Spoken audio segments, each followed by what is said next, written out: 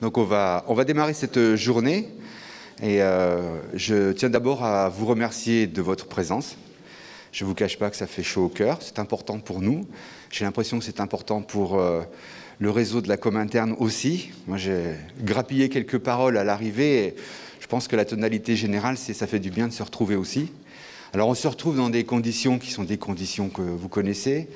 Vous en avez fait la pédagogie pendant des mois, donc là on est à un exercice en taille réelle, un exercice à l'échelle 1 on va dire.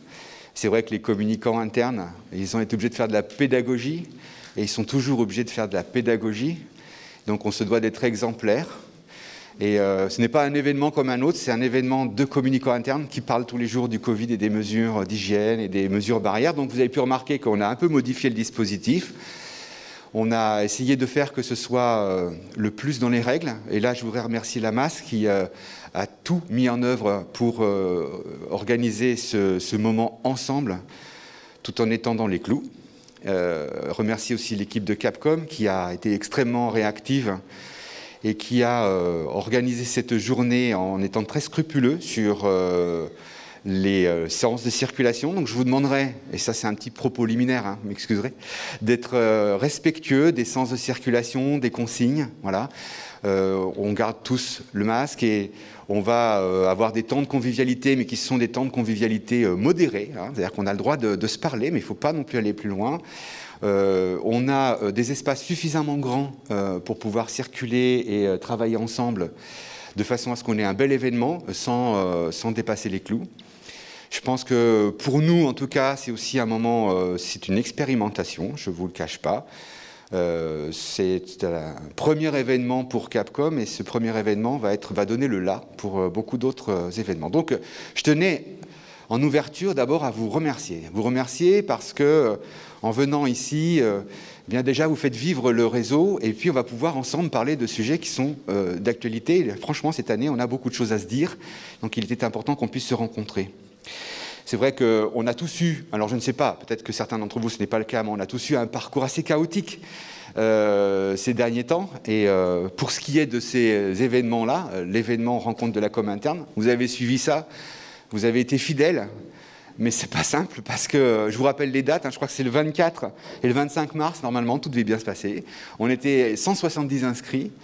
Et puis ensuite, au vu de la situation, on a décidé, et on a échangé d'ailleurs, de reporter ça fin juin. On s'est dit, bon, quand on va organiser ça autour du 29 et 30 juin, tout va bien se passer, on aura passé la vague, on sera libéré, on va pouvoir se rencontrer, on va retrouver la vie d'avant. Eh ben non, ça ne s'est pas passé comme ça.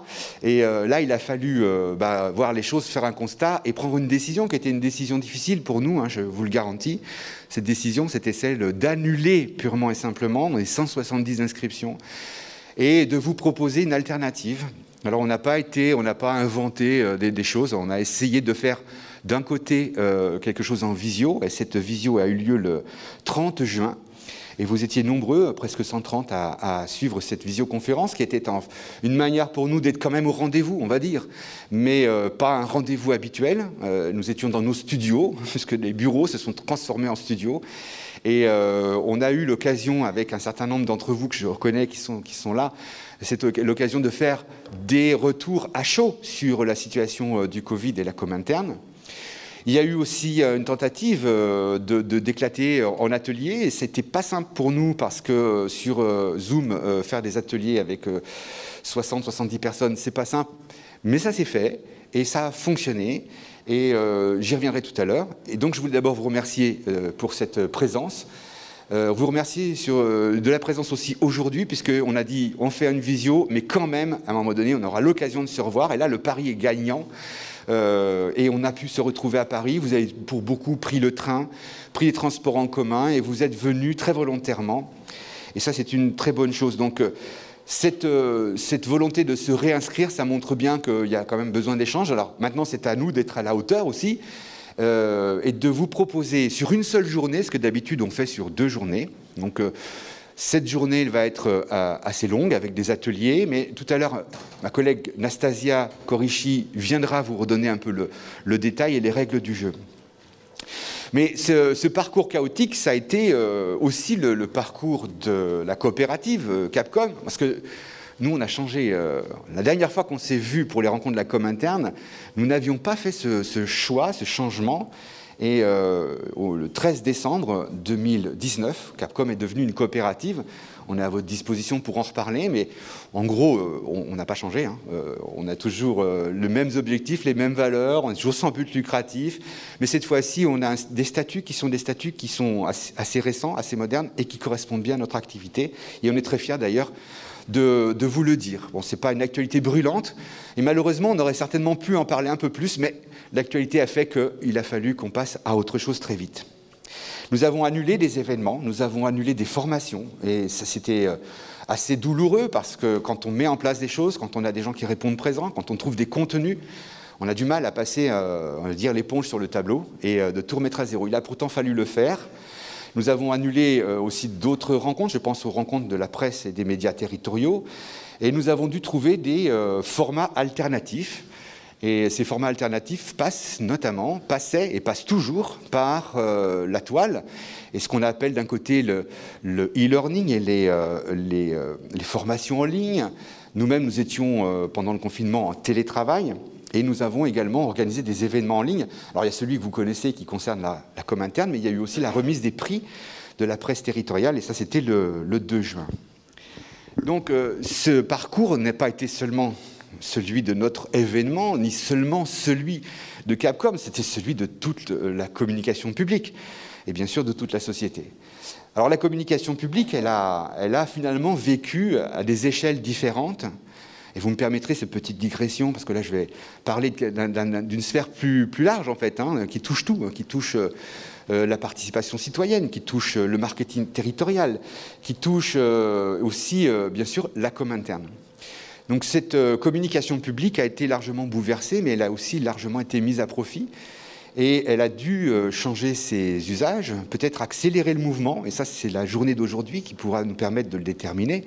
Est-ce que réellement on a été, on va dire, plus rapide dans les changements, ou est-ce qu'on a changé de direction? Ça c'est une question qu'on devra avoir. Et il a fallu que les pratiques, mais aussi les contenus changent. Et ça c'est vrai dans les 3 sphères de la com publique. Alors, quand je dis les 3 sphères, il faut que je sois un peu plus clair. C'est-à-dire qu'on a l'habitude de parler de com interne et de com externe. Là, on voit très bien ce schéma qui est assez classique dans les études de la communication. Mais quand on est dans les territoires, notamment dans les territoires et quand on est dans les collectivités locales, on s'aperçoit que ce schéma ne s'applique pas. Que la com n'est pas divisée en 2 sphères. Ce n'est pas un cœur avec 2 lobes. En fait, ce n'est pas vrai, il y a 3 sphères. La première sphère, bien sûr, c'est celle de la com interne. Et on a pu voir que si ce moteur ne fonctionnait pas, le reste ne fonctionnait pas non plus. Le deuxième cercle, c'est ce qu'on pourrait appeler la com intra, c'est-à-dire intra dans le sens intramuros. Une com qui est dirigée sur un territoire, mais dans les limites de ce territoire. Et ces limites, elles sont connues, parce que les usagers, par exemple, forment un territoire. Les citoyens, les agents aussi sont présents sur ce territoire. La com interne, c'est dans les limites de la commune, par exemple, pour une commune, ou de l'interco. Et cette com interne, elle a dû accompagner les habitants sur des consignes très simples, concernant les écoles, concernant le service public, concernant le respect des réglementations et des consignes. Et il a fallu là aussi, et finalement c'est à toutes les échelles qu'on retrouve les mêmes problématiques, s'appuyer sur le numérique. Comment créer du lien, comment maintenir le lien, comment avoir la confiance et combattre les fausses informations. Et puis bien sûr, il y a la sphère de la com externe, qu'on assimile souvent au marketing territorial, mais la com externe, ce n'est pas que du marketing, il y a autre chose que la promotion du territoire. Et la com externe, elle aussi, son calendrier a été bousculé.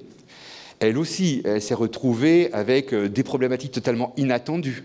Essayez d'imaginer une seconde, et on en parlera certainement avec notre collègue de Mulhouse, essayez d'imaginer seulement ce qui a pu se passer dans des territoires qui ont été montrés du doigt, comme des clusters initiaux. Bon, je vous rassure, on y est tous passés ensuite, mais c'était quand même des choses marquantes. Et cette question de marketing territorial, cette question de com externe, a été assez prégnante. Et là, lorsqu'on regarde l'ensemble de ces thématiques, de ces expressions de la communication publique, on voit bien qu'on a des similarités. Et je vais reprendre un sondage qui a été fait. Alors, il n'a pas été fait, c'est une enquête que nous avons faite à Capcom sur l'impact de la crise sur la com numérique. On a une enquête qui va être dévoilée dans quelques jours, puisque le 24 et le 25 septembre, ce sera les rencontres de la com numérique à Paris.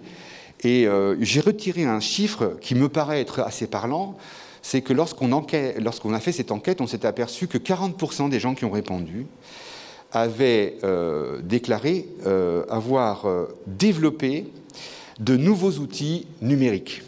Voilà. C'est beaucoup, 40%. Et là, je ne parle pas d'adapter des contenus. Je parle bien de développer de nouveaux outils numériques.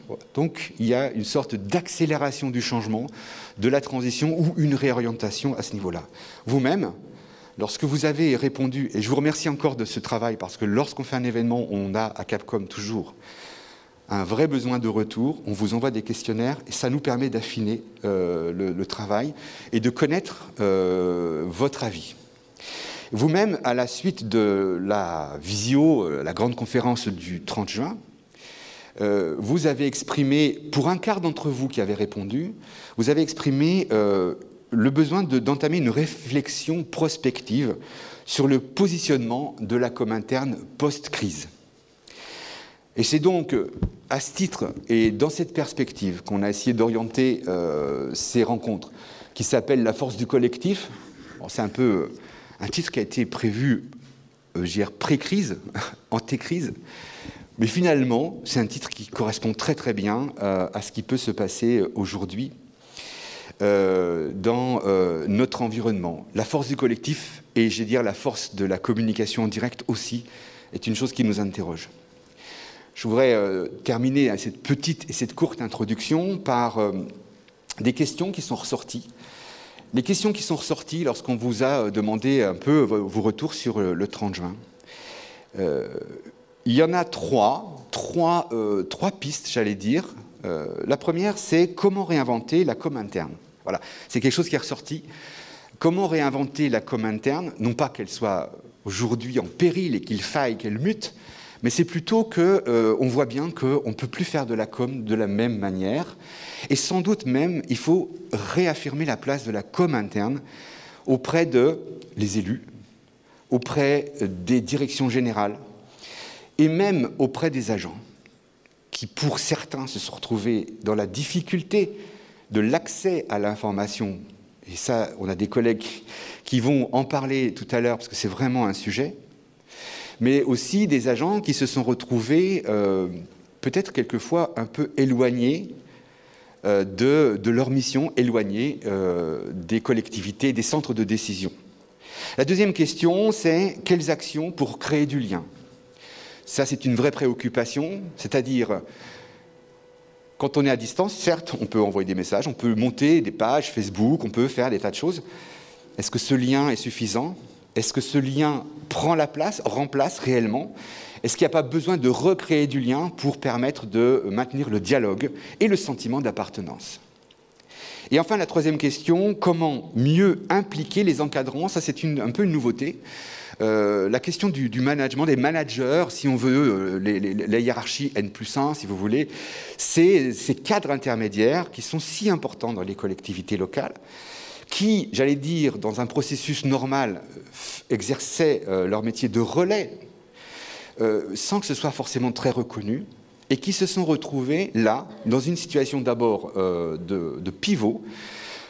J'ai un exemple, un collègue qui dit « il a fallu que j'envoie un mailing, j'envoie des informations par mail à tous les agents ». Mais on n'avait pas les mails de tous les agents.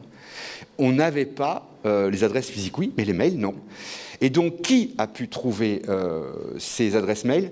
Eh bien, ce sont ces managers, ces cadres intermédiaires, qui, eux, connaissaient l'équipe, le chef d'équipe, etc., les 5, les 10 personnes, et qui a pu les solliciter, et qui a pu récupérer les 10 adresses afin que l'information vitale, les consignes, l'information sur comment les choses vont se passer désormais, puisse être envoyée. Donc, on voit qu'à ce moment-là, il a fallu retravailler cet échelon-là avec les ressources humaines. Donc je répète les 3 questions qui ressortent et qui nous servent un petit peu de guide. Comment réinventer la com interne? Comment développer des actions qui sont là pour créer du lien? Et enfin, comment mieux impliquer les encadrants? Voilà.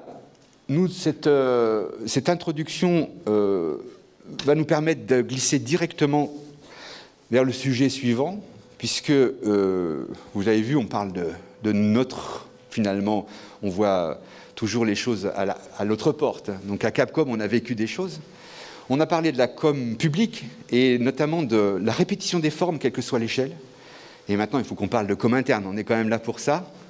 Et le sujet, nous allons le développer, et notamment essayer de tirer des conclusions sur les priorités de la com interne à l'heure de ces nouveaux mandats. Il est largement l'heure, Nastasia, je crois. Et ce que je vais faire, peut-être avant de lancer le débat, c'est te passer le micro afin que tu puisses donner quelques indications sur la journée, si tu veux bien. Et puis après, moi, j'appellerai Jean Breillat et Pauline Moussali à me rejoindre. Tiens, je te passe le micro.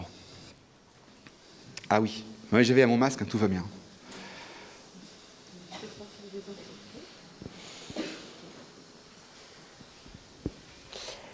Merci Yves. Alors oui, effectivement, moi je voulais simplement vous présenter un petit peu le programme de la journée pour que vous puissiez avoir quelques repères. Donc là, on va faire, une fois que je vous aurai présenté le programme, une table ronde participative, donc tous ensemble dans cette salle. Et ensuite, de 10h30 à 11h30, étaient prévues 2 sessions d'ateliers qui devaient se tenir en simultané. Et malheureusement, je suis au regret de vous annoncer que le second atelier sur mettre en place une nouvelle culture commune a été annulé un peu au dernier moment. L'intervenant n'a pas eu le droit de se déplacer, de sortir de sa collectivité, de venir à Paris. Et malheureusement, on n'a pas pu le remplacer. Donc on fera des choses avec lui cette année. On l'interrogera, on rédigera un article de newsletter qui vous sera... Les contenus de cette intervention vous seront transmis sous une autre forme. Mais pour aujourd'hui, malheureusement, il ne sera pas présent. Donc, en fait, à l'issue de notre table ronde participative, on va rester tous ensemble dans cette salle pour l'atelier de Didier Rigaud sur comment positionner la com interne auprès des nouveaux élus. Ensuite, par contre, de 11h45 à 12h45, là, on aura 2 ateliers qui se tiendront en simultané. Un premier atelier, comprendre les principaux enjeux de la réforme de la fonction publique territoriale. Là, l'objectif, ce n'est pas de brosser l'intégralité de la réforme, c'est vraiment de prendre quelques points de cette réforme qui est très, très importante et très impactante, surtout. Avec Floris Vermeister, qui est responsable du pôle carrière à la métropole du Mans. Et donc, cet atelier se tiendra ici, dans cette salle. En fait, à chaque fois, sur le programme que vous avez reçu et que vous avez imprimé, quand vous voyez salle Émile Lafont, c'est cette salle. Et donc, en même temps, en parallèle, se tiendra un autre atelier sur l'accueil des nouveaux agents dans la salle Mirabel. La salle Mirabel, elle est située au 2e étage. Donc là, en fait, à la sortie de la salle, ici, vous avez des escaliers, c'est fléché, vous tombez sur la salle Mirabel. Il y a suffisamment de place, vous n'êtes pas préinscrit, vous n'êtes pas inscrit au préalable sur les ateliers. Dans chacune des salles, il y a suffisamment de place, donc c'est vraiment à vous de faire le choix et de vous déplacer dans la salle concernée. Donc je rappelle bien, la salle Émile Lafont, c'est celle-ci, et la salle Mirabel, elle est au 2e étage. À l'issue de ces ateliers, on aura une pause déjeuner. Donc là, on a fait le choix, dans le cadre de notre protocole sanitaire, de mettre en place des plateaux repas individuels. Ils seront mis à votre disposition dans la salle Girafe, qui est la salle attenante. Vous n'aurez qu'à vous servir. On réaménagera un petit peu les salles, cette salle, la salle Girafe, et y compris, si vous le souhaitez, la salle Mirabel, pour qu'on puisse manger tranquillement en gardant un peu nos distances. Et ce que je souhaitais vous dire également, c'est qu'il ne fait pas très moche aujourd'hui. Et si vous regardez sur votre GPS, il y a 2 squares qui ne sont pas très loin. Et si vous souhaitez, en petit groupe, aller déjeuner dans un square, donc il y en a un qui est à 150 mètres, il me semble, l'autre il est plutôt à 300 mètres. Voilà, vous avez aussi la possibilité de prendre votre plateau repas et d'aller déjeuner dehors pour prendre un peu l'air et vous aérer là, parce que c'est pas toujours évident avec le masque toute la journée. Ce qui compte, donc vous pouvez prendre votre plateau repas, ce qui compte, c'est qu'on se retrouve ici à 14h. À 14h, on repart avec une session de 2 ateliers en simultané. Donc le premier dans cette salle sur l'inclusion numérique, renforcer l'inclusion numérique au sein de sa collectivité ou de son organisme, ce sera ici. Et le second, mettre en place une application interne. Donc c'est la métropole européenne de Lille qui a fait ça, c'est un retour d'expérience. L'appli a été lancée il y a plus d'1 an, il y a 18 mois. Donc ils ont un certain recul sur cette expérience-là. Ce que je dois vous dire, c'est que cet atelier, qui se tiendra en salle Mirabel, se tiendra en visioconférence, puisque l'intervenante n'a pas pu se déplacer. Donc ce sera une visio, on a testé, ça fonctionne plutôt bien. Sachez tout de même que ce sera enregistré. Et ensuite, on se retrouvera tous dans cette salle pour la conférence de clôture, donc sur la ludopédagogie, la pédagogie par le jeu, et les ressources numériques pour favoriser au service de la formation des agents. Donc ça, ce sera notre conférence de clôture, et à l'issue de la conférence, on aura une brève conclusion, et puis ce sera la fin des travaux. Vous pouvez considérer qu'à 16h45, voilà, ce sera terminé. Deux dernières petites choses que je dois vous dire également. L'intégralité des contenus de cette journée, tous les contenus vous seront transmis. Donc les supports PowerPoint des intervenants. On va rédiger quelques articles. Tout ce qui se tient dans cette salle est enregistré, donc vous aurez également les audios des conférences. Vous aurez l'enregistrement vidéo de la visio sur l'atelier de la métropole européenne de Lille. Et puis, on a un de vos collègues également, vous avez déjà pu le voir le 30 juin dernier, qui a quelques talents en matière de dessin et de facilitation graphique, et qui a accepté de nous transmettre les notes qu'il prendrait tout au long de la journée. Donc, on pourra vous transmettre également sa synthèse sous forme de facilitation graphique.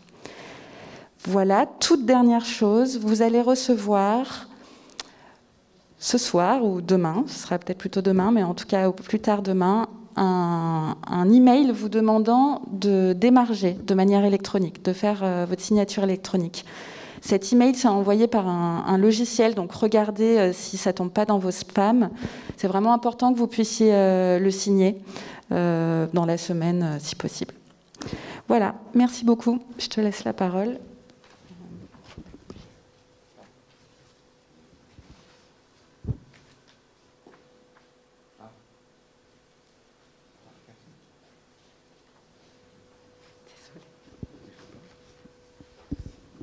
On respecte toutes les consignes. Ça donne des petits moments de réflexion et des moments de calme, finalement. C'est plutôt zen, le Covid. Bien, donc on va démarrer les priorités de la com interne à l'heure des nouveaux mandats. J'appelle sur scène Jean Bria et Pauline Moussaoui. Jean Bria qui est responsable de la communication interne de Tours, Ville et Métropole. Et Pauline Moussali, qui est responsable de la communication interne de Mulhouse Alsace Agglomération. Je vous propose de vous asseoir. Vous avez chacun un micro. Pour le moment, on va faire comme ça.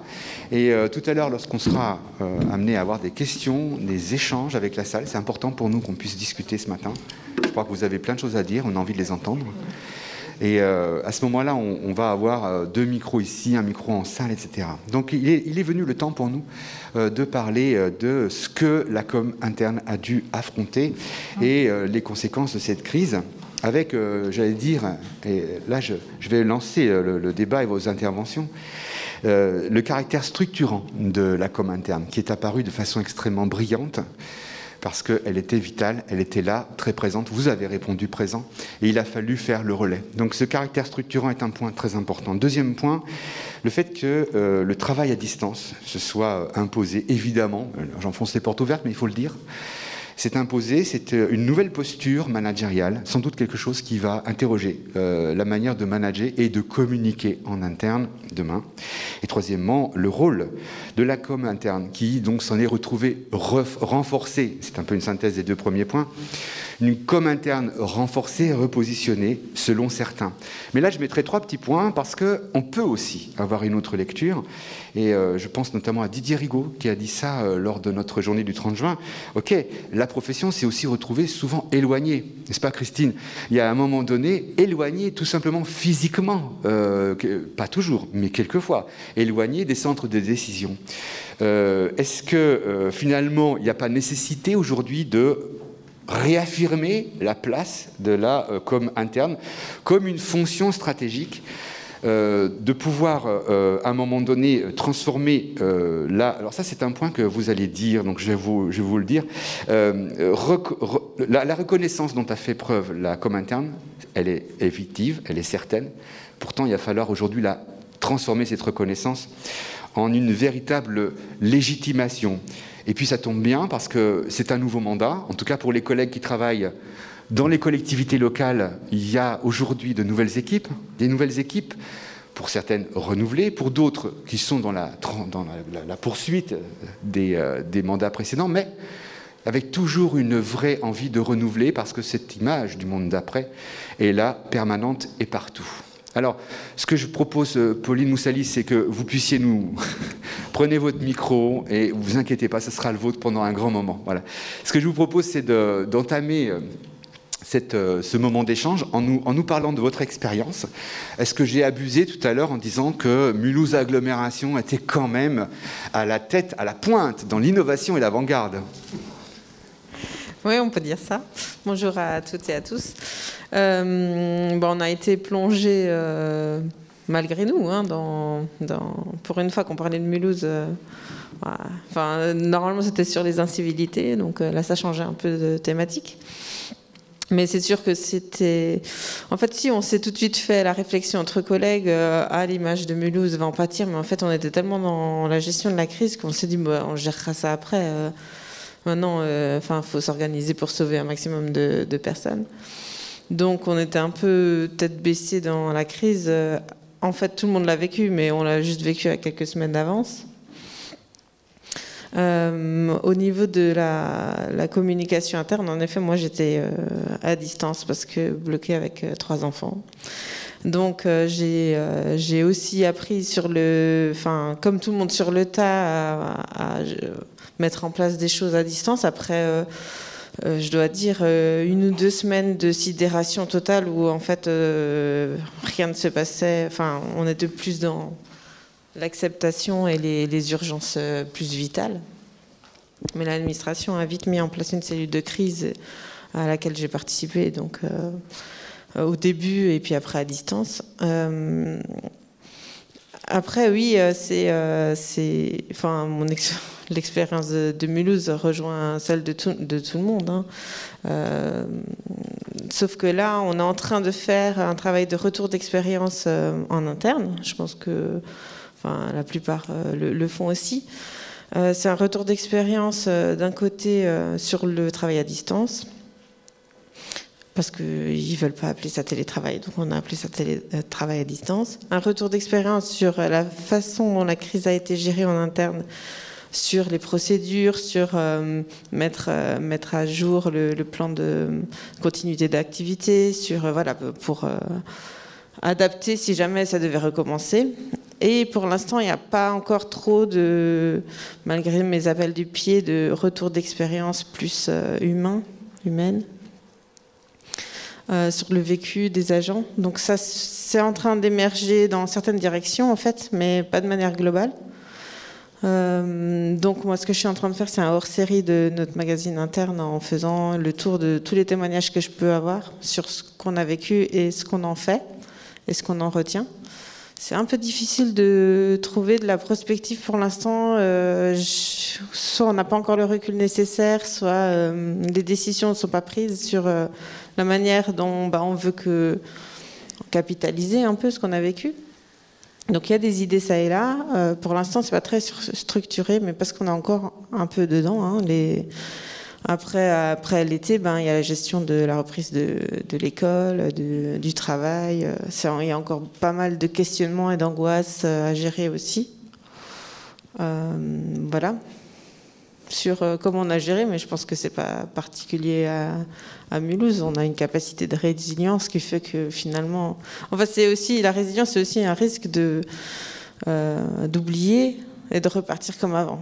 Et je sens qu'il y a des prémices de ça qui se profilent. Donc il faut qu'on soit aussi vigilant là-dessus. Parce que les mauvaises habitudes reprennent aussi sec dès que... voilà. Mais alors, à quel échelon est-ce qu'on va pousser pour qu'il y ait une vraie réflexion et qu'on aille vers ces priorités pour l'avenir ? À mon échelle, je fais ce que je peux. Et sinon, ça doit se passer au niveau de la direction générale, à mon niveau.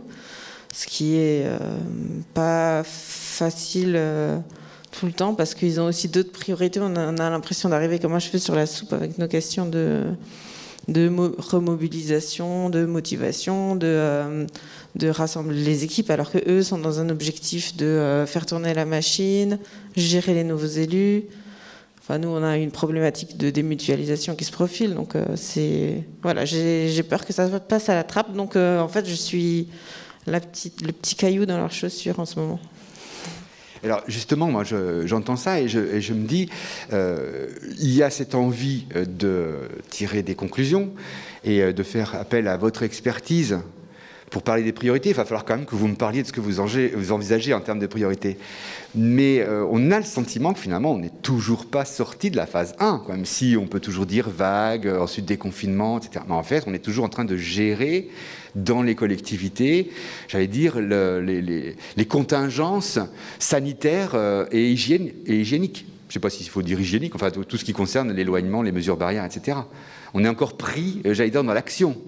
Oui, et en plus, il y a les mesures continuent de fluctuer. Du coup, voilà, tous les 3 jours, je dois modifier tous les documents et les faire rediffuser.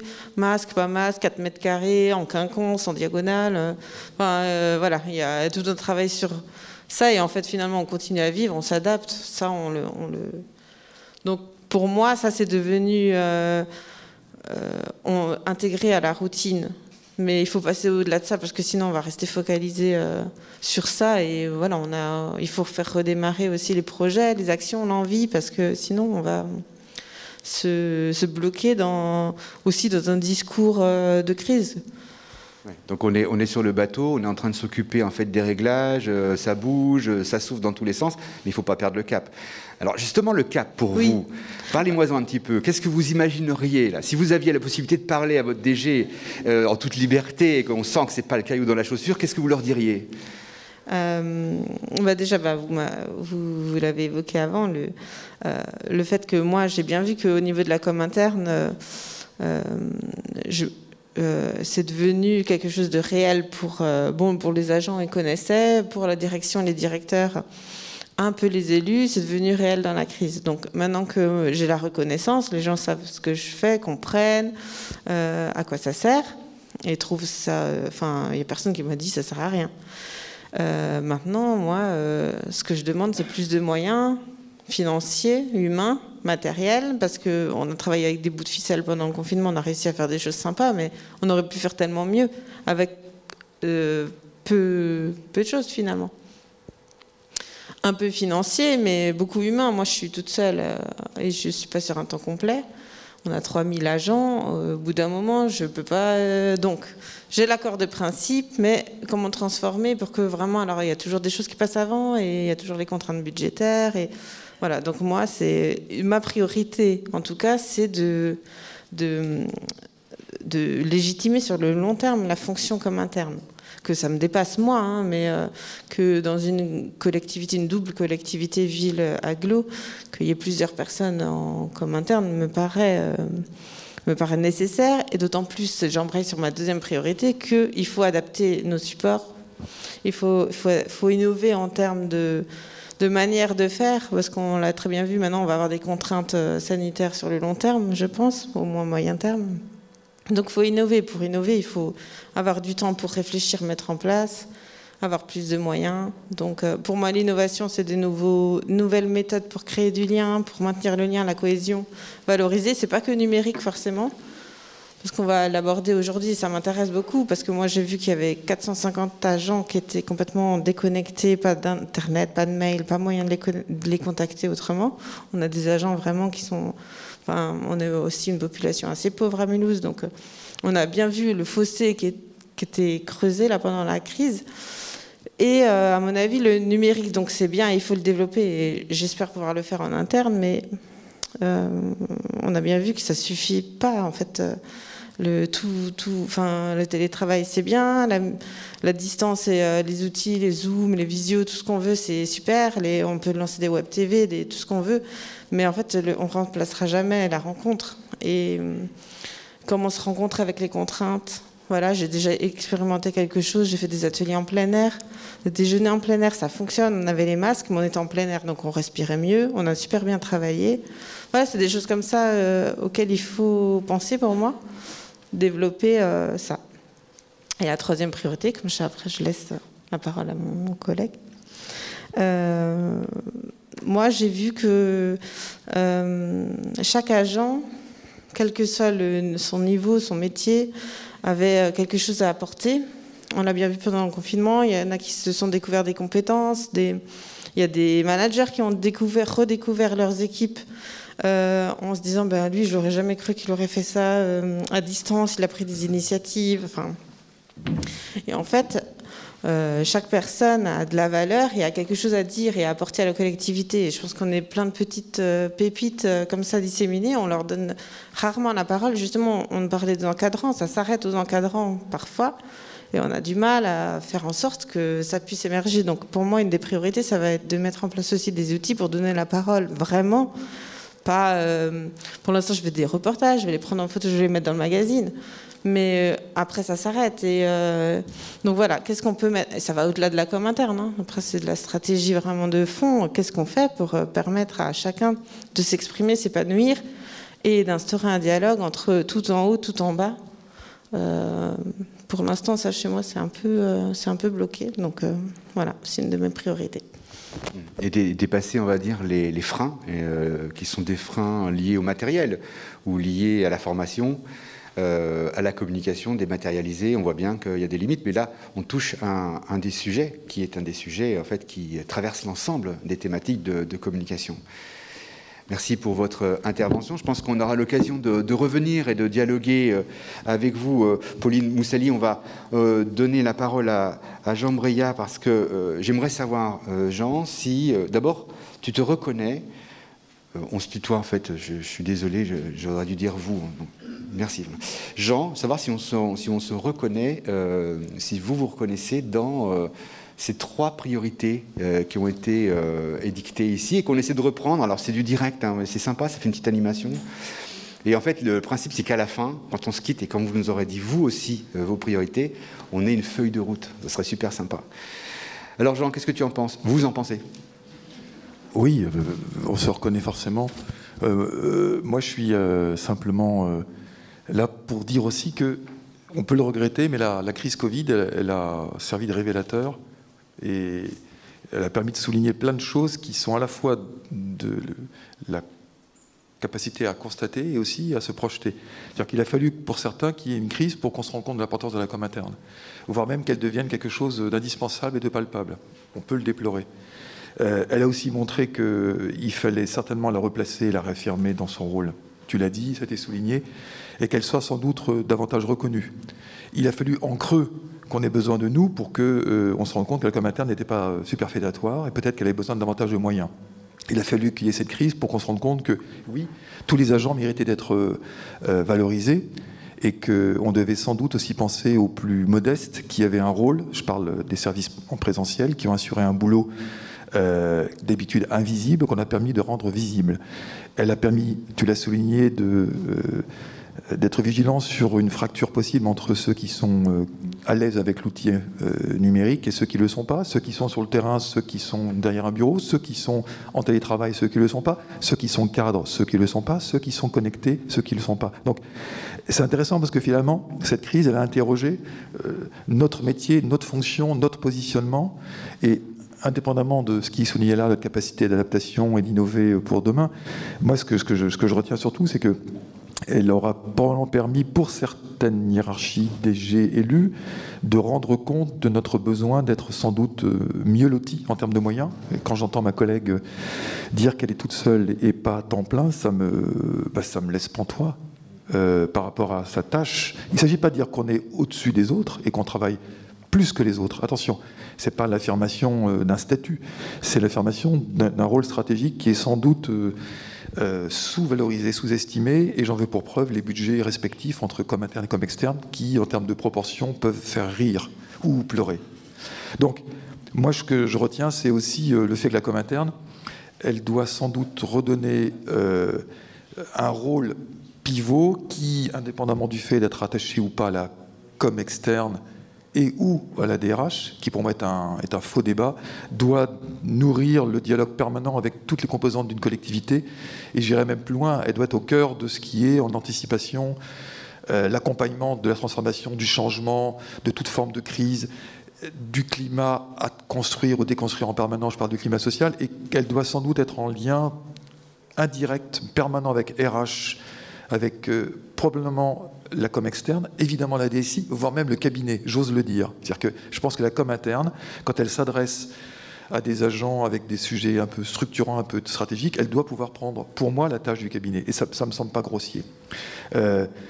Ensuite, ce rôle de médiateur, qui est aussi quelqu'un qui recherche du sens et du sens commun, il est aussi pour moi la garantie d'une certaine transparence, une certaine honnêteté dans le discours, dépossédé de ce qui pourrait être les scories politiques. C'est-à-dire qu'en fait, on est, je pense, garant d'une forme de loyauté envers nos collègues. Et ce rôle-là, qui fait qu'on n'est ni en supérieur hiérarchique, ni en élu, ni en subalterne, nous pose en électron libre, relativement indépendant par rapport à l'écosystème. On doit rendre des comptes, mais on doit être assez libre de nos mouvements. C'est comme ça que je vois la com interne demain. Donc renforcer, réaffirmer, mais ça peut être un vieux pieux, avec plus de moyens, qui est très attaché à ce qu'on a dit des gens éloignés des systèmes d'information traditionnels. C'est-à-dire, qu'est-ce qu'on fait des 450 personnes qui ne sont pas connectées à Intranet chaque jour dans une collectivité comme la Tour Métropole? Qu'est-ce qu'on fait des agents qui ne lisent jamais, quasiment jamais leur mail? Qu'est-ce qu'on fait, etc. Et Jean, 450 sur un total de combien d'agents à Tour Métropole? En fait, on a 1800 côté métropole et à peu près 2004 côté ville. Donc moi, je gère les deux collectivités en com interne et je suis à peu près sûr, avec des chiffres, des retours, il y a 450 personnes qui sont jamais connectées, donc qui ne sont absolument pas des lecteurs assidus du magazine non plus, qui se sont sentis assez vite oubliés pendant la crise Covid parce que ils avaient forcément été un peu déconnectés. Qu'est-ce qu'on fait? Comment on va vers eux? Quels moyens on utilise? Et ce n'est pas forcément un écran, ni la question de la mobilité, ni un réseau social qui aujourd'hui serait assez mûr pour leur répondre. Et donc je reviens à ce que tu as souligné qui me semble très important, c'est que le communicant interne qui ne peut pas tout faire tout seul, il a besoin évidemment de référents correspondants pour faire remonter l'information. Ce n'est pas valable que pour le magazine et Intranet, c'est valable pour, je pense, chaque jour, chaque semaine, chaque mois, qu'il soit identifié comme acteur d'un réseau de correspondants dans les services, pas forcément des directeurs, ça peut être des cadres intermédiaires. Et ce sont ces cadres intermédiaires sur lesquels on doit aujourd'hui se reposer et demain pour faire passer de l'information. Quand on n'a pas une plateforme qui permet, comme mon camarade Vincent, de pouvoir appuyer sur un bouton, d'envoyer un SMS ou un mail à tout un ensemble de carrières d'adresse, quand on n'a pas ça, on pourra parler des limites de l'RGPD, mais quand on n'a pas ça, comment utiliser les cadres intermédiaires pour qu'eux, à notre place, fassent passer des messages? Et donc, ça veut dire construire ce réseau. Alors, c'est une évidence, vous l'avez sans doute déjà fait. Je ne suis pas très ancien dans la fonction, pardon, j'ai peut-être des réflexions un peu naïves, mais je suis un ancien directeur de com externe et j'apprends encore le métier de la com interne. Et je le découvre avec bonheur. Donc, je dis, reposer sur un réseau d'acteurs internes, c'est aussi pour moi de la prospective. C'est-à-dire que demain, le responsable de la com interne, il sera animateur, médiateur, passeur d'un réseau interne d'acteurs dans lequel il aura retrouvé sa place, peut-être d'ailleurs une place qui n'est pas très loin des directeurs de com externe. Et là, ça sera mon petit coup de griffe amicale, c'est que quand un responsable de com interne, il est face à une directrice de com externe, et inverse, il y a quand même la question de la hiérarchie qui se pose, en termes de budget, en termes de statut, en termes de salaire, et en termes de reconnaissance. Ce serait pas mal qu'il y ait un jour, dans l'avenir, une sorte de rétablissement des normes. Il ne s'agit pas de dire qu'on est au-dessus, encore une fois, mais je pense qu'il serait bien aussi de reconnaître la fonction par rapport à ce qu'elle est au sein de l'organigramme, dans son positionnement et sa reconnaissance hiérarchique. Très intéressant ce point de vue, et j'avais envie de le compléter, Jean, parce que tu t'es repris une, et je pense qu'il y a aussi la question du genre, c'est-à-dire qu'un communicant, une communicante. et la communication interne très féminine. Et on peut imaginer cette différence, y compris dans le salaire d'ailleurs, pour d'autres raisons que des questions d'inféodation d'une communication à une autre. Est-ce que, et la question est naïve, moi aussi j'ai posé une question naïve. Tu es donc aujourd'hui directeur de la com interne. Responsable de la com interne. Responsable de la com interne. J'ai un grade de directeur territorial, je suis très âgé, hein. Donc avec un salaire correct. Je dis à mes étudiants qu'on peut être dans le public et vivre correctement, décemment, mais je suis responsable de la com interne, alors que j'ai été directeur de la com externe pendant très longtemps, et la preuve la plus tangible, c'est que je ne participe pas au comité de direction.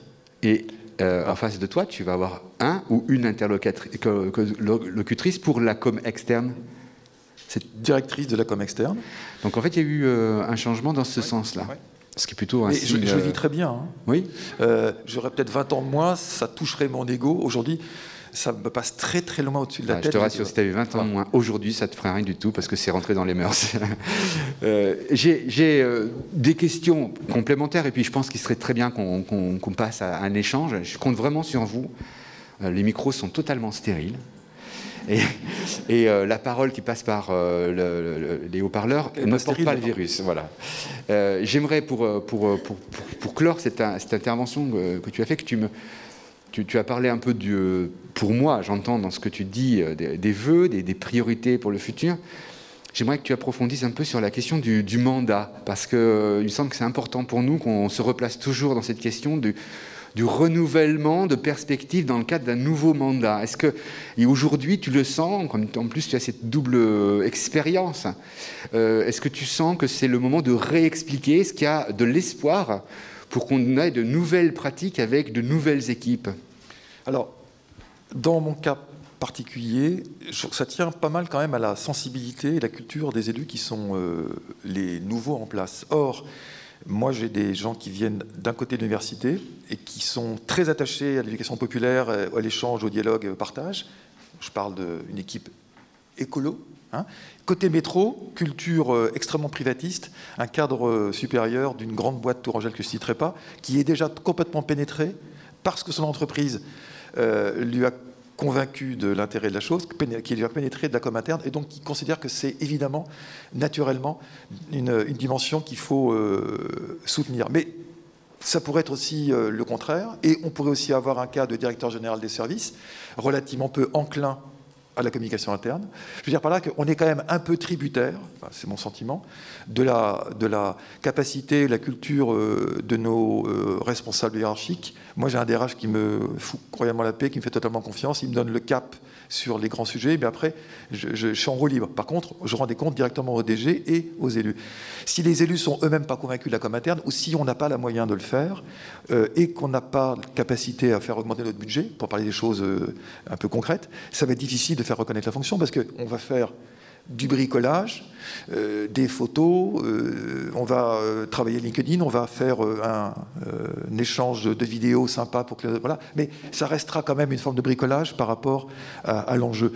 Donc moi, là, je suis face à des élus qui ont besoin d'être convaincus par des actes. Donc, et je te répondrai, plan de com, c'est-à-dire que autant le plan de com externe devient un outil indispensable pour tout DIRCOM qui se respecte, ou directrice de com, responsable de com, autant le plan de com interne me semble un sujet, pour moi, à réinterroger sur un mandat ou sur une durée de 2-3 ans. Donc là, c'est ma priorité, c'est justement être capable non pas de répondre à l'immédiateté d'une crise Covid qui aurait tendance à nous occuper beaucoup l'esprit, mais bien capable de se projeter sur 3-4 axes forts de communication interne, qui pourraient être, faire en sorte de toucher des gens qui aujourd'hui ne sont pas connectés, et donc réinventer des moyens de communication qui ne sont pas seulement numériques. Hein, je pense qu'il faut qu'on se déplace physiquement. Moi, je crois que la leçon de cette crise aussi, c'est que le numérique a pris toute sa place, mais qu'il faut qu'on maintienne le contact physique.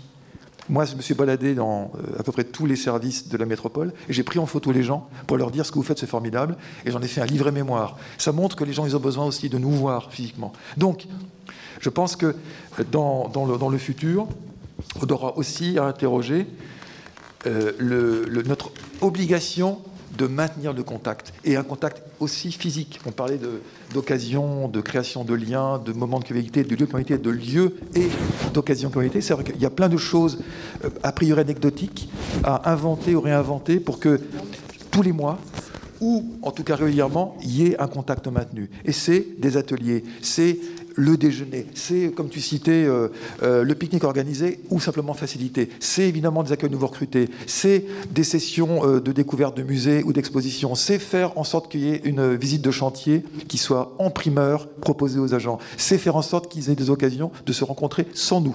C'est des petits cafés comme on va les rencontrer, c'est le fait d'aller voir les responsables, les N-1, pour savoir comment ils vivent. Enfin, voilà, je pense que, et ça, je dis c'est une évidence, parce que c'est pas de l'innovation. On a un accompagnement permanent, et on n'est pas ni thérapeute, ni psychologue, ni leur chef, mais on a un accompagnement permanent pour être à leur écoute et être reconnu comme ça, il me semble. Merci Jean. Pauline, vous avez envie de réagir? Parce que sinon, ce que je propose qu'on fasse, c'est qu'on fasse un dialogue, et puis vous aurez la parole. Alors, vous allez désormais partager un micro. Donc n'hésitez pas à utiliser le gel hydroalcoolique que je mets à votre disposition. Donc, tout ça c'est très démonstratif, hein. Mais en même temps il faut qu'on soit irréprochable. Ma collègue est là, et ce que je propose c'est qu'on se rappelle un peu tout ce qui a été dit, et qu'on puisse s'interroger, voire compléter la liste des priorités de la com interne dans les années qui viennent. Alors est-ce que quelqu'un... Christine Yomet. Oui, bonjour. Je vous laisse vous présenter. Christine Yomet, service communication de l'hôpital de Montfermeil en Seine-Saint-Denis. Moi, je voulais rebondir sur ce qu'avait dit Jean, qui était très intéressant. La place de la communication interne, elle va être facilitée, je pense, par les services eux-mêmes. En fait, avec ce qui vient de se passer, alors moi, je suis dans un univers hospitalier, mais je pense que chez vous, c'est la même chose. Les services ont pris presque les devants face à la direction. C'est-à-dire que c'est eux qui menaient, qui étaient en frontal, et c'est eux qui ont fait savoir leurs besoins, fait savoir leurs priorités. Donc, naturellement, ils ont identifié une liste d'actions qu'ils aimeraient avoir et qu'on mette en place pour eux, et ça va naturellement aider la communication interne à se positionner dans l'organisation. Il est vrai que très souvent on valorisait la communication externe parce que c'est toujours plus simple. D'abord, ne pas être en frontal avec ses équipes, c'est plus simple, hein. Le regard de l'autre à l'extérieur, on peut un petit peu le contourner. Mais en interne, je trouve que les services, toutefois, à l'hôpital, on a remarqué ça et on a retravaillé entièrement notre stratégie là-dessus. On a même dit et écrit que c'était les services qui redevenaient au centre de l'action. Alors qu'avant, c'était descendant. Avant, c'était les têtes pensantes de la direction de l'hôpital, qui sont principalement des gestionnaires, qui pensaient et qui emmenaient l'hôpital vers une direction, alors que là, ils ont décidé de mettre des ateliers, des réunions de travail pour repenser l'hôpital avec les services, avec les soignants, avec les techniciens, parce qu'il a fallu répondre aux besoins des habitants. Voilà, c'était pour dire que, comme tu disais, Jean, la com interne, elle a besoin d'être renforcée, mais on ne va pas être seul. Cette fois-ci, je pense qu'il y a quelque chose qui s'est déclenché au niveau de nos organisations. J'aurais envie de me demander, moi, plutôt à Pauline Moussali, vous allez vous sentir moins seule, vous le pensez? Moi, oui, alors moi, j'ai été intégrée au CODIR il y a 2 ou 3 ans. Voilà, je suis quand même pas directrice, je suis responsable, mais de moi-même, donc puisque je suis toute seule. Mais en fait, je crois que la légitimité, enfin, mon N+1, c'est un DGA, le DGA ressources. Je suis rattachée directement à lui, je dépends pas de la DRH. Qui lui est rattaché directement au DG. Donc j'ai son oreille, j'ai son écoute. Il est persuadé que la com interne est capitale, il me le dit tout le temps. J'attends la suite. Donc ça se bloque toujours, enfin il y a toujours une bonne raison pour dire que c'est pas le bon moment, que bon là effectivement c'est pas le bon moment puisque on va avoir 2 DG au lieu d'1, mais Voilà, j'attends jusqu'à où. Le retour d'expérience, comme j'ai dit, pour l'instant, il est très technique. Donc, j'attends qu'on puisse permettre aux équipes de dire aussi ce qui leur manque, pour que moi, ça me donne des billes pour dire, bah voilà, il leur manque ça. Moi, je peux répondre. Donnez-moi les moyens et je mets en place ça. Voilà. Donc, c'est ce que j'attends. Mais justement, cette possibilité de faire remonter. Je sais pas si c'est juste chez nous, mais c'est dur, hein, parce qu'on est une grosse... on a 2 collectivités dont les têtes, justement, tout en haut, pensantes, et les élus ne s'entendent pas. Donc, voilà, là, moi, je vais au-devant d'une période très trouble et je sais pas trop comment transformer l'essai, justement, sans retomber dans le... Ça fait des années que, bon, on a cette chape de plomb, et... Pour le lien aux élus, enfin, je les ai rencontrés, la maire et le président, récemment pour faire une interview. Évidemment, je ne pouvais pas le faire ensemble, donc chacun avait les mêmes questions, chacun de leur côté. Ils sont quand même un peu déconnectés des équipes, malheureusement. Alors, c'est marrant parce qu'il y a 2 contextes très différents. On dirait qu'à l'hôpital, l'électrochoc a été encore plus puissant parce qu'on sent que les choses ont été bousculées et que derrière, il n'y a plus d'interrogation sur l'évidence que vous soulignez. Mais finalement, cette question de la reconnaissance est aujourd'hui présente chez vous. Cette reconnaissance qui a du mal à être transformée en légitimation, finalement. Est-ce que, et là on pourrait reprendre, paraphraser un atelier du forum, je ne sais plus quelle année, Andrea me dira peut-être, mais on parlait de faire la com de la com.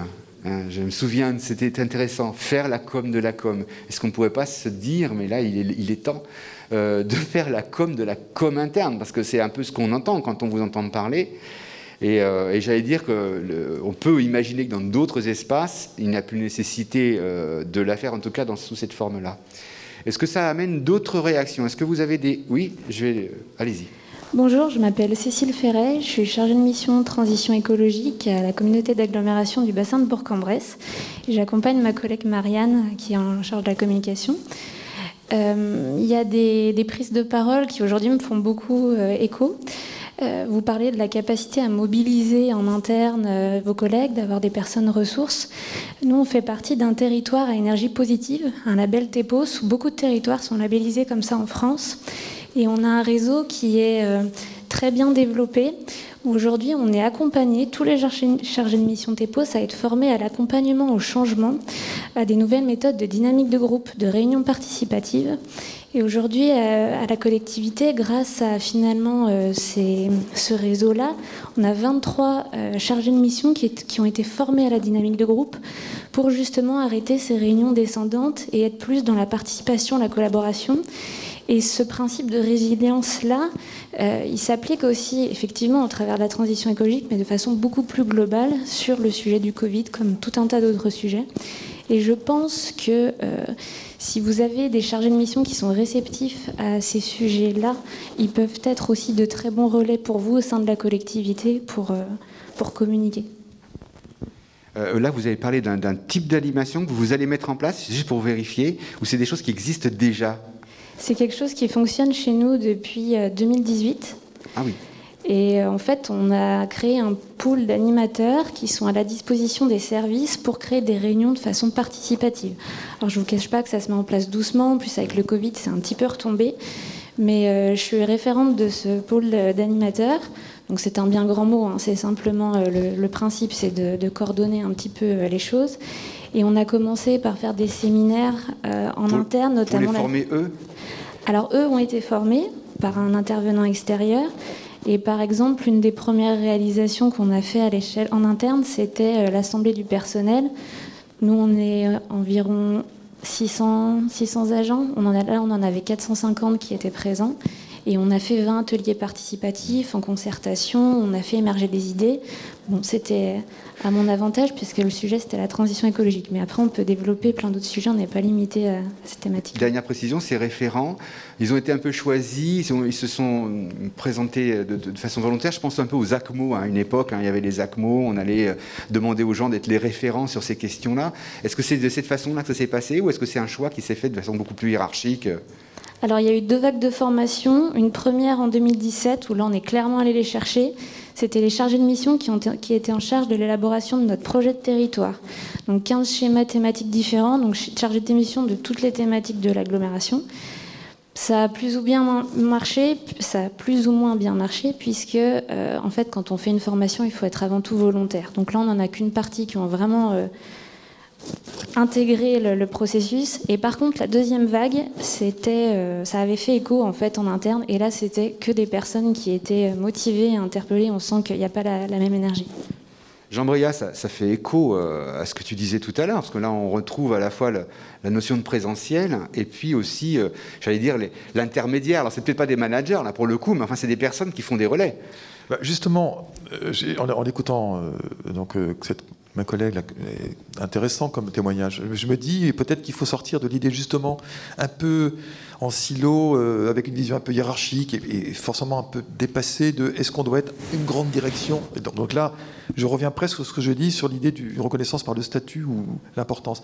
Ce qui est important, c'est qu'on soit animateur ou co-animateur ou coproducteur de quelque chose qui est un réseau interne, alors fut-il géographiquement dispersé, décentralisé si c'est un grand territoire ou au sein de la collectivité, qu'on soit donc animateur d'un réseau de gens qu'on accompagne, qu'on valorise, qui ont été formés pour ça, c'est-à-dire qu'ils ont été sensibilisés à l'intérêt pour eux d'être producteurs d'une information à nos côtés, dont on est le garant et dont ils sont coproducteurs. On a tout intérêt, d'abord parce qu'on n'en a pas les moyens, je reviens sur l'idée d'être un peu seul ou assez peu accompagné, mais on a tout intérêt à ce que la com interne, ce ne soit pas justement une grande direction avec cette force de conviction qui est sa taille, mais au contraire, quelque chose qui soit assez léger, assez agile, assez mobile, assez capable de s'adapter, de se déplacer, et surtout, au cœur d'un réseau de gens qui sont identifiés, et je rejoins ce que tu cites comme exemple, qui ont été eux-mêmes formés pour être capables d'intervenir sur un intranet, pour produire du contenu éditorial de toute forme, pour être capables, pourquoi pas, dans leur direction, qu'ils connaissent mieux que nous, de faire une vidéo, d'apporter, pourquoi pas, du son, de la photo. Et nous, on est le réceptacle de tout ça, on doit simplement lui donner du sens et, si possible, pour moi, une stratégie pour que ça ne parte pas dans tous les sens. Mais en tout cas, je retiens cette idée, pour moi, essentielle, que demain, on soit encore plus au cœur de ces écosystèmes internes, à géométrie variable, dans lesquels on est dans la coproduction d'un contenu. Et c'est parce qu'il est coproduit que les gens se l'approprient. C'est parce qu'on n'est pas le seul à décider autoritairement de ce qui va se dire qu'il sera reconnu comme reflétant vraiment les agents. Et je reviens quand même sur une idée, c'est que notre rôle, c'est informer, évidemment, fédérer, impliquer, concerter, etc. Ok, ça c'est la com interne. Mais je pense qu'il faut surtout que les gens se retrouvent et se reconnaissent. Donc il faut que dans nos outils, on ait l'obsession demain de faire en sorte que les gens puissent non seulement s'exprimer, peut-être même sans nous, espace de dialogue plus ou moins modéré, plus ou moins ouvert, mais surtout qu'ils aient la possibilité de se retrouver eux-mêmes. Photos, vidéos, son. Là j'ai 2 maîtres devant moi, Stéphane et Vincent, qui pourraient témoigner, parce qu'eux, ils ont l'expérience que je n'ai pas. Mais je crois que c'est hyper important que, alors, au-delà de information descendante, remontante, écoute et transversalité, on soit sur un mode projet, nous, et que ce mode projet, ce soit une dynamique où on partage l'information et que les gens en soient coproducteurs. Alors, pardon si ça vous semble une évidence, mais en tout cas, ça me semble essentiel pour demain. On va prendre une autre réaction. Allez-y, présentez-vous. Oui, bonjour, Cécile Starrose, département du Finistère. Alors, je voulais juste... je crois que la com de la com, c'était à Lyon. L'atelier. Et c'était Vincent Nuit de Brest. 2 ans, en fait. Enfin, oui, c'est ça, de Brest, qui avait présenté ça. Et je m'en souviens parce que du coup, on a décidé de faire la même chose chez nous, donc ça m'avait marqué. Concernant ce que tu disais, Jean, et puis ce que disait la collègue aussi, chez nous, on a des correspondants information qui existent pour alimenter notre intranet et à moindre échelle aussi notre journal interne. Ça fonctionne depuis maintenant presque une dizaine d'années. Et c'est vrai que ces personnes-là, on les a formées pour publier et on les a formées à faire des petits reportages sur un certain nombre de sujets quand il y a des choses qui se passent dans leur direction. Ça fonctionne très très bien et c'est vrai que ça a créé un lien fort. Ils se retrouvent tous les trimestres pour un espèce de grand comité éditorial sur lequel on traite d'un certain nombre de sujets, on leur donne des conseils sur comment faire des petites vidéos, on a fait des formations et c'est vrai que ça fonctionne très bien et ça tourne en fait parce qu'effectivement certaines fois ils changent de poste, on n'a jamais eu de problème pour recruter et en général c'est toujours un plus et quelque chose d'assez positif qui les valorise dans la collectivité. Ils sont reconnus sur leur fiche de poste. Cette activité est reconnue sur la fiche de poste. Et ils signent leur papier? Ils signent leur papier, absolument. Ils signent sur l'intranet, on sait qu'ils sont correspondants info, et dans le journal, ils signent effectivement tous leurs articles. Et alors nous, on a un copil de com interne, c'est pas tout à fait un codir, mais bon, où il y a le DGS, le DIRCAB, et où on fait remonter absolument tout, et où je n'hésite pas à mettre les pieds dans le plat régulièrement sur les sujets qui peuvent être un peu sensibles, ce qui fait qu'effectivement, même si la reconnaissance est effectivement moindre malgré tout que la communication externe, on est visible, on a une visibilité qui augmente, et là qui a bien augmenté aussi pendant la crise sanitaire. Ça n'appelle pas de réponse, je pense, Jean. Vous êtes d'accord avec moi? Est-ce qu'il y a d'autres interventions? Moi, j'aimerais que... Oui, allez-y. Bonjour, donc je me présente, je m'appelle Laura Montagna, je suis en charge d'un projet qui s'appelle LOL Project. Donc c'est un projet photo autour qui en fait mise à saisir l'éclat de rire.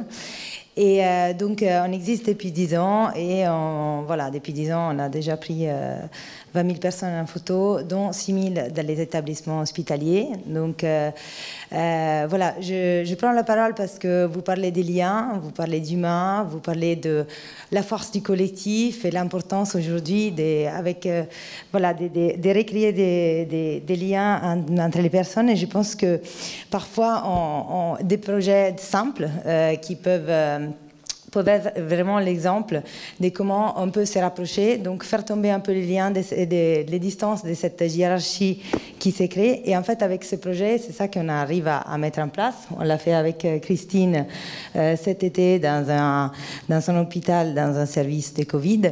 Et ben, c'est extraordinaire comme on arrive avec la simplicité du rire, on peut rapprocher des gens, les faire rencontrer, les faire dialoguer. Parfois, justement, des personnes qui sont dans la direction se retrouvent à discuter, à échanger avec d'aides-soignants. Voilà, c'est un projet qui est proposé et mandaté par des entreprises.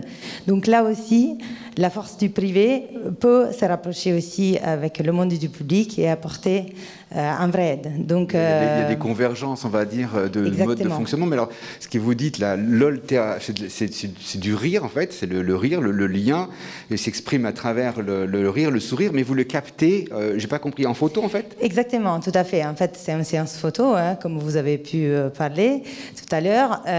Et l'idée, c'est de saisir en fait cet instant magique qu'on appelle vraiment le lâcher prise, où on contrôle plus, on ne pense plus qu'on est devant un appareil photo. Donc l'idée, c'est de transmettre avec une photo cette puissance de la rencontre.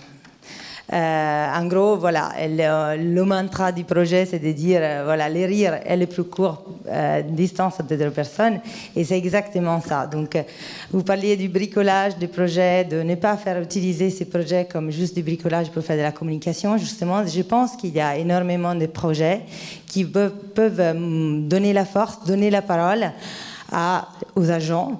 Moi, j'ai vu des personnes d'une très très grande entreprise aller serrer la main à un aide-soignante en me disant: je n'ai jamais eu l'occasion de me retrouver face à une personne comme ça et discuter vraiment de leurs problématiques de travail, alors que nous, on est derrière nos ordinateurs avec plein d'avantages et on ne se rend pas compte en fait. On revient au contact direct.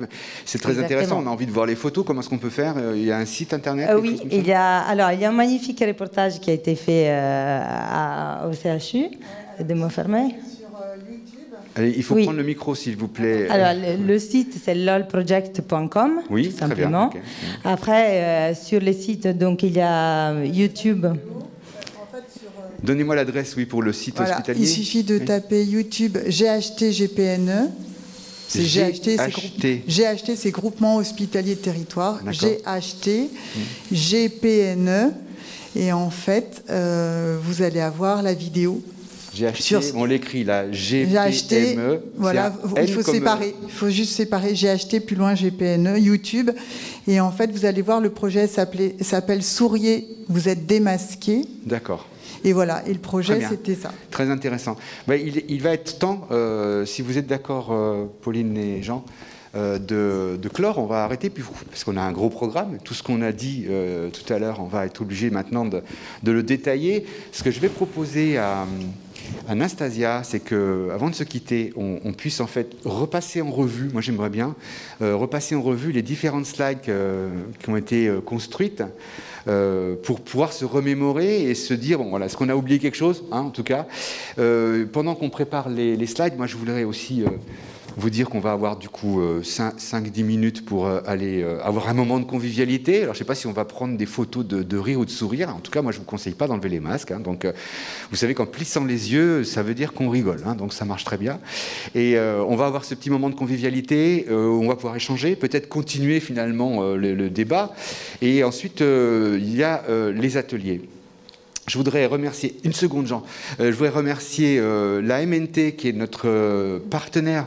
Alors c'est quand même c'est pas une grande année, puisque cette année, c'est une année où on est dans le distanciel, etc. Mais enfin, ils sont là et ils sont même venus rejoindre ces rencontres de la com interne dans cette période. Je voudrais particulièrement les remercier et vous allez les rencontrer. Ils sont dans l'espace de convivialité. Vas-y Jean, c'est à toi. Qu'est-ce que tu voulais nous dire? Alors juste, on aura peut-être un peu trop vite passé sur la prospective, l'innovation, etc.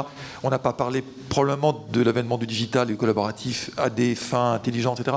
Et puis peut-être aussi dire simplement le mot, il n'est peut-être pas totalement grossier non plus, que le marketing de communication interne sera peut-être demain un terrain d'expérimentation, de ciblage des différents publics en interne, etc. Il y a des choses qu'on n'a pas évoquées, pardon, parce qu'on n'était pas... Attends, il faut qu'on les rajoute. Marketing de communication interne, pourquoi ça serait valable pour l'externe et pas pour l'interne? Identifier différents types d'usages, d'expérience et de son. Et le point précédent? Qu'est-ce que j'ai dit avant comme connerie? Alors oui, le collaboratif digital. Comment est-ce que le digital va évidemment quand même, dans les 10 ans qui viennent, sans être forcément devin, apporter une valeur ajoutée en termes de création de plateforme. Voilà, c'est tout. Mais on est passé un peu vite là-dessus. Parce qu'il y a des gens le digital, on le réécrit du coup. Hein. Alors, on est sur la slide, adapter les supports innovés. Ça tombe bien, parce que du coup, on a reclassé un peu tout ce qui s'est dit par catégorie, et je trouve ça clair. Donc, je vais les relire avec vous. Adapter les supports innovés, on va commencer par les outils. Sincèrement, il faudrait commencer par la stratégie. Vous m'en voudrez pas, j'espère. Mais renforcer le positionnement... donc là, on a changé du coup. En fait, c'est la toute première... Pardon ? Je prends la parole 2 secondes. Vas-y, vas-y. Donc, effectivement, ça, c'est la toute première diapo. Par contre, vous m'en voudrez pas, il y a encore des trucs à retraiter. C'est pas fini. En direct, et après coup, je réécouterai. Donc, augmenter les moyens humains et financiers. Et là, on démarre sur votre intervention, Pauline. Renforcer le positionnement de la com interne. Donc là, on est sur la légitimation. Assurer la reconnaissance de la com interne. Légitimer sur le long terme, la fonction com interne. On dit bien la fonction com interne avec cette notion de transversalité, Jean. Être en lien direct avec le cabinet, les RH, les DSI, voilà. La reconnaissance de la fonction au sein de l'organigramme et dans le fonctionnement hiérarchique. Replacer les services au centre de l'action. Et derrière, je pense notamment au management intermédiaire, au cadre intermédiaire. Faut-il faire de la com interne? Faut-il faire du marketing de com interne? Voilà pour cette slide. On peut passer à la suivante, s'il te plaît, Anastasia. Adapter les supports, innover, développer le numérique. Donc on avait déjà quand même pensé à ça. Maintenir le lien humain.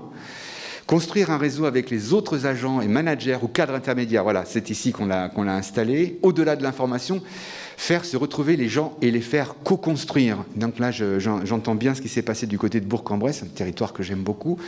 Dans le Finistère, que j'aime beaucoup aussi, on dit réseau de correspondants qui signent leur papier, participation reconnue sur fiche de poste. Et enfin, comment le digital va apporter de la valeur ajoutée? C'est une question, hein, et on essaiera d'y répondre aussi aujourd'hui.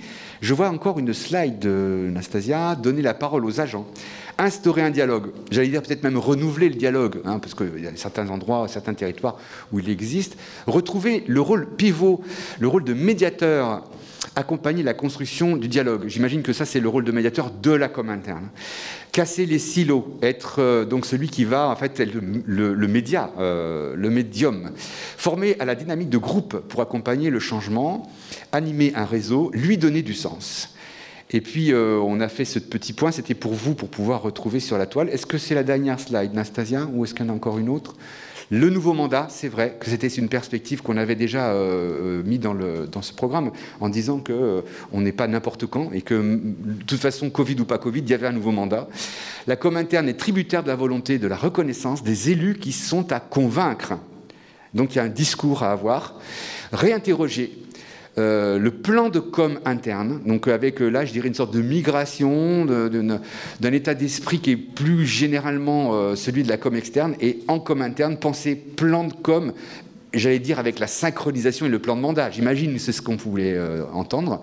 Et enfin donc comment transformer l'essai, le lien avec les élus. Et ils ont vu la com interne à l'œuvre, maintenant il va falloir qu'ils sachent comment travailler avec. Je crois qu'on a bien avancé, et si vous le permettez, on va pouvoir lever la séance.